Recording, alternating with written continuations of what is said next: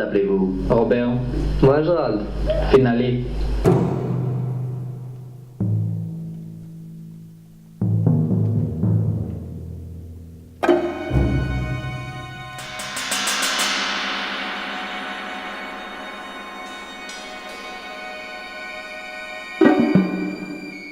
On nous avait demandé de les cacher, qu'on avait promis, puis c'est tout. Hitza hitz, la parole donnée. Je crois que c'est tout. Entré dans un collège qui était vide à Bayonne. Là-bas, on nous a mis dans des chambres, on nous a donné 2 lits, on s'est couché, on a défait les valises. On était jeunes, mais on ne pensait pas que ça allait prendre une pareille importance, ça, du tout pour nous.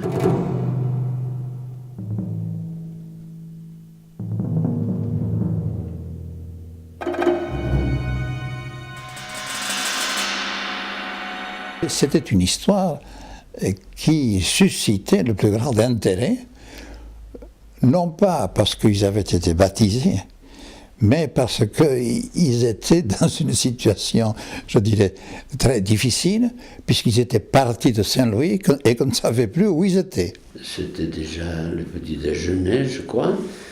Le supérieur a été prévenu et il n'a pas été de bonne humeur, évidemment, hein, et il a appelé la gendarmerie.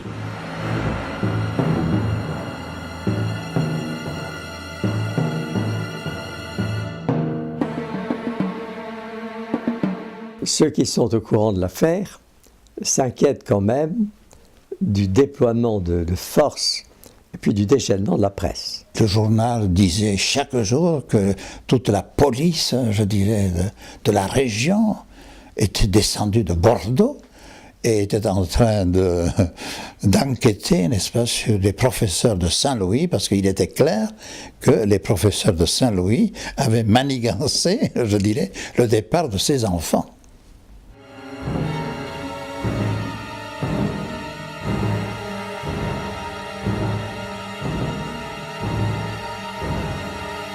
Il y avait le clergé du diocèse qui était à fond pour nous, le clergé d'ici, mais il y avait aussi le clergé de France, hein, qui avait des idées, je dirais, un peu à gauche, et ce sont eux qui parlaient, et eux disaient qu'on n'avait pas en effet le droit, je dirais, de soustraire ainsi ces enfants à la famille en leur donnant le baptême.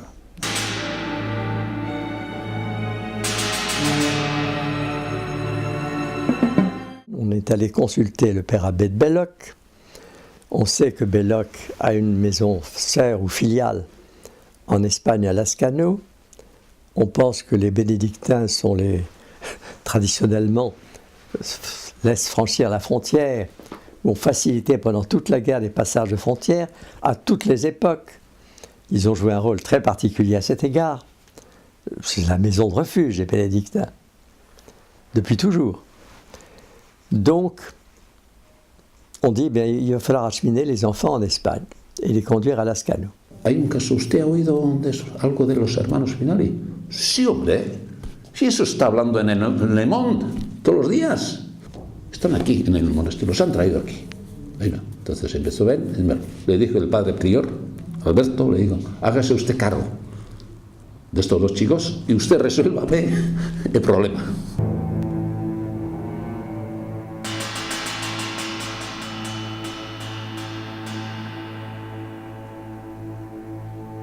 Entonces vinieron dos niños, 2 como nosotros, cuyos nombres ahora Gerardo, creo que se llama uno, y el otro no sé cómo se llama, pero bueno.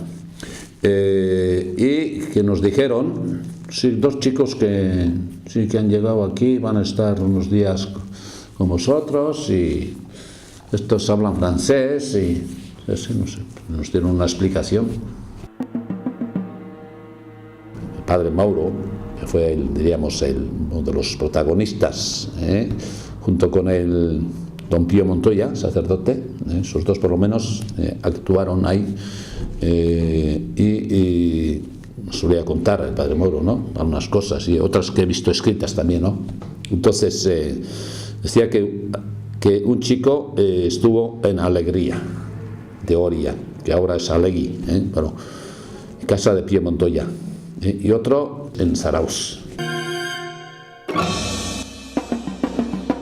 Primera cosa, tenerlos aquí. Sobre todo, que no cayesen en mano del gobierno español. Eso es lo que buscaba un poco. Tenía miedo,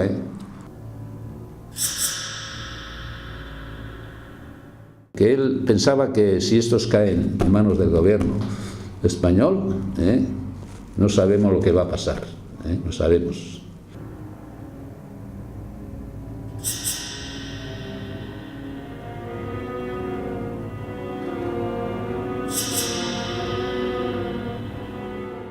Los periodistas habían olido que habían estado aquí y claro, ahí perdieron la pista.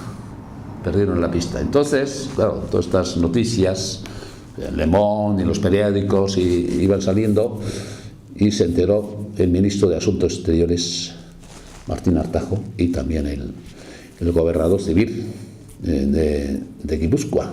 Tant que les curés basques n'étaient pas en liberté provisoire, il était exclu qu'on puisse retrouver les enfants. Une fois qu'ils ont été en liberté provisoire, le cardinal Gerlier s'est empressé d'en convoquer 2 à Lyon, qui était l'abbé Laxag, et le deuxième, je ne me souviens plus quel était son nom, pour leur faire un devoir impérieux de ramener les enfants. Vous nous dites que vous ne savez pas où ils sont. Ça ne peut pas être vrai, ou en tout cas vous avez les moyens de savoir où ils peuvent se trouver. Il faut impérativement les faire rentrer en France. Cette affaire fait énormément de mal à l'Église. La presse écrit tout et n'importe quoi. L'intérêt supérieur de l'Église de France est en cause. Et moi, avec la fonction et les responsabilités qui sont les miennes, j'ai le droit et le devoir de vous dire qu'il vous incombe, avec un devoir d'obéissance, de vous incliner et de faire revenir les enfants. ¿Qué quería hacer Martín Artajo? Aprovecharse de que esos chicos estaban aquí. Yo le hice esta pregunta, y tal vez a cambio de entregar a los chicos, exigir la entrega de un refugiado político vasco. ¿Querrá eso Martín Artajo? Y me dijo, no creo que hasta tanto no. Me dijo, sencillamente lo que quería era fastidiar a Francia. Es lo que me dijo. S'il arrivait malheur à l'un de ses enfants, eh bien ce seraient ces prêtres-là qui seraient responsables. Et ils en auraient pour 30 ans de prison. Mais je dois dire que je n'ai pas eu beaucoup le temps de penser à tout cela. Et après ce qui a été fait là, avec le père Moreau, oui, eh bien, j'ai été mis au courant, bien entendu, mais ça ne m'a pas beaucoup frappé. Non? Ensuite, j'ai vu que ces enfants ont été donc remis à la famille juive, et que peu de temps après, ils ont été amenés, je dirais, en Israël.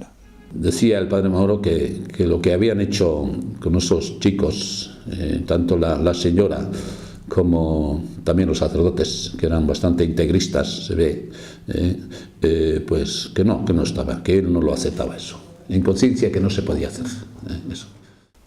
Mais finalement, l'abbé Laxag, lui, avait été convaincu. Il est allé trouver le père abbé Inda à Belloc, et ils sont allés ensemble, accompagnés, je crois, de mademoiselle Rebière d'ailleurs, qui avait été mandatée par le cardinal Gerlier, pour aller chercher les enfants et les ramener.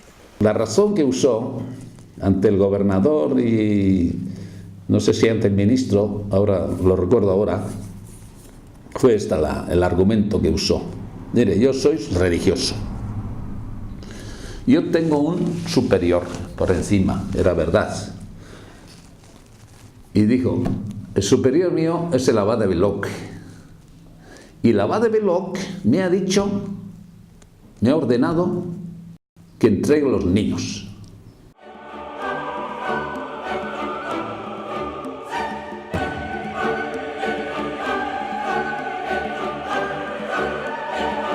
Le 27 juillet 1953, ils débarquaient en Israël pour être conduits dans la petite ville de Guédéra, où vivent leur oncle et leur tante.